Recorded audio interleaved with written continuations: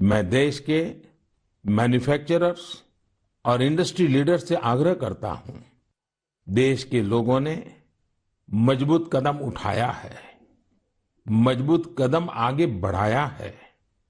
Vocal for local ये आज घर घर में गूंज रहा है। ऐसे में अब यह सुनिश्चित करने का समय है कि हमारे प्रोडक्ट्स विश्व स्तरीय हो। जो भी ग्लोबल बेस्ट हैं वो हम भारत में बनाकर दिखाएं। इसके लिए हमारे उद्यमी साथियों को आगे आना है, स्टार्टअप्स को भी आगे आना है। एक बार फिर मैं वेंकट जी को उनके बेहतरीन प्रयास के लिए बधाई देता हूं।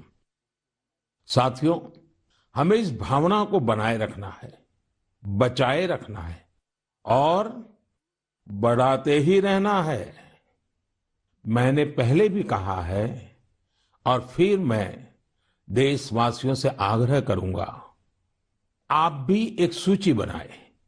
दिन भर हम जो चीजें काम में लेते हैं उन सभी चीजों की विवेचना करें और ये देखें कि अनजाने में कौन सी विदेश में बनी चीजों ने हमारे जीवन में प्रवेश कर लिया है, एक प्रकार से हमें बंदी बना दिया है।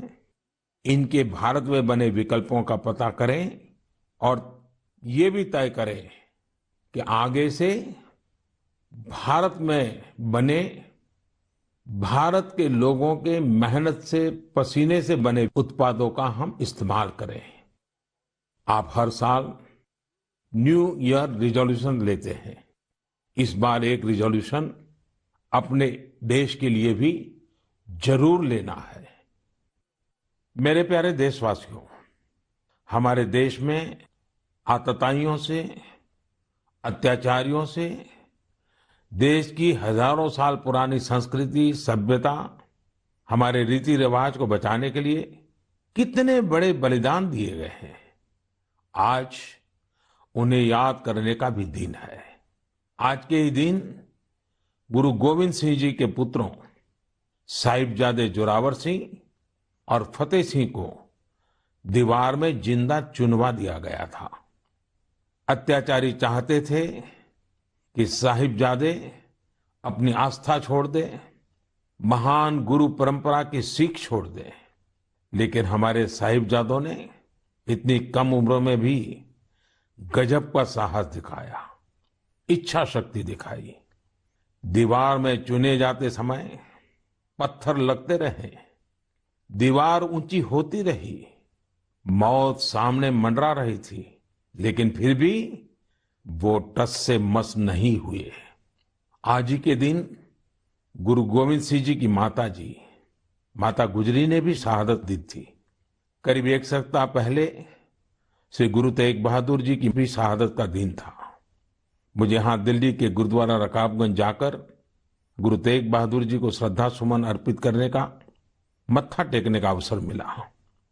इसी महीने श्री गुरु गोविंद सिंह जी से प्रेरित अनेक लोग जमीन पर सोते हैं।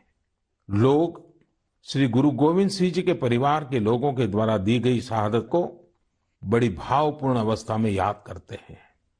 इस शहादत ने संपूर्ण मानवता को, देश को नई सीख दी।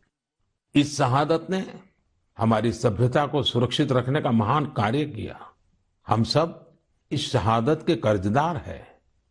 एक बार फिर मैं श्री गुरु तेग बहादुर जी, माता गुजरी जी, गुरु गोविंद सिंह जी और चारों साहिबजादों की शहादत को नमन करता हूं। ऐसे ही अनेकों शहादतों ने भारत के आज के स्वरूप को बचाए रखा है, बनाए रखा है। मेरे प्यारे देशवासियों, अब मैं एक ऐसी बात बताने जा रहा हूं जिससे आपको आनंद भी आएगा और गर्व भी होगा। भारत में लेपर्ड्स यानी तेंदुओं की संख्या में 2014 से 2018 के बीच 60% से अधिक की बढ़ोतरी हुई है। 2014 में देश में लेपर्ड्स की संख्या लगभग 7,900 थी। वहीं 2019 में इनकी संख्या बढ़कर 12,852 हो गई। ये वही लेपर्ड्स हैं जिनके बारे में जिम कॉर्बेट ने कहा था, जिन लोगों ने लेपर्ड्स को प्रकृति में स्वच्छंद रूप से घूमते नहीं देखा, वो उसकी खूबसूरती की कल्पना ही नहीं कर सकते। उसके रंगों की सुंदरता और उसकी चाल की मोहकता का अंदाज नहीं लगा सकते। देश के अधिकतर राज्यों में, विशेषकर मध्य भारत में, तेंदुओं की संख्या बढ़ी है।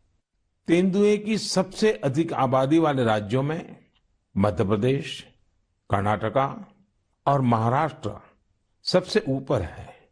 यह एक बड़ी उपलब्धि है। तेंदुए पूरी दुनिया में वर्षों से खतरों का सामना करते आ रहे हैं। दुनिया भर में उनके हैबिटेट को नुकसान हुआ है। ऐसे समय में भारत ने तेंदुए की आबादी में लगातार बढ़ोतरी कर पूरे विश्व को एक रास्ता दिखाया है। आपको इन बातों की भी जानकारी होगी कि पिछले कुछ सालों में भारत में शेरों की आबादी बढ़ी है, बाघों की संख्या में भी वृद्धि हुई है, साथ ही भारतीय वन क्षेत्र में भी इजाफा हुआ है। इसकी वजह यह है कि सरकारी नहीं, बल्कि बहुत से लोग, सिविल सोसाइटी, कई संस्थाएं भी हमारे पेड़ पौधों और वन्य जीवों के संरक्षण में जुटी हुई हैं। वे सब बधाई के पात्र हैं। साथियों, मैंने तमिलनाडु के कोयम्बटूर में एक हृदयस्पर्शी प्रयास के बारे में पढ़ा। आपने भी सोशल मीडिया पर इसके विजुअल्स देखे होंगे।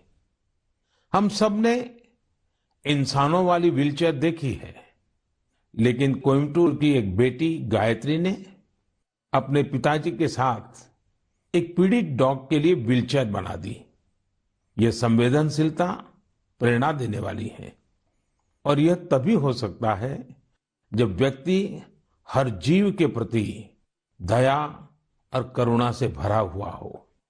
दिल्ली एनसीआर और देश के दूसरों शहरों में ठिठुरती ठंड के बीच बेघर पशुओं की देखभाल के लिए कई लोग बहुत कुछ कर रहे हैं।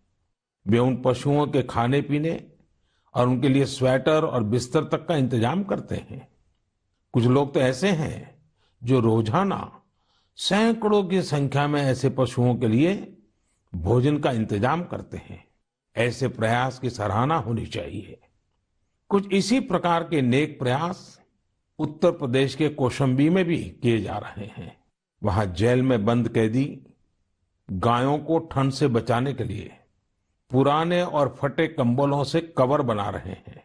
इन कंबलों को कौशाम्बी समेत दूसरे जिलों की जेलों से एकत्र किया जाता है और फिर उन्हें सिलकर गौशाला भेज दिया जाता है।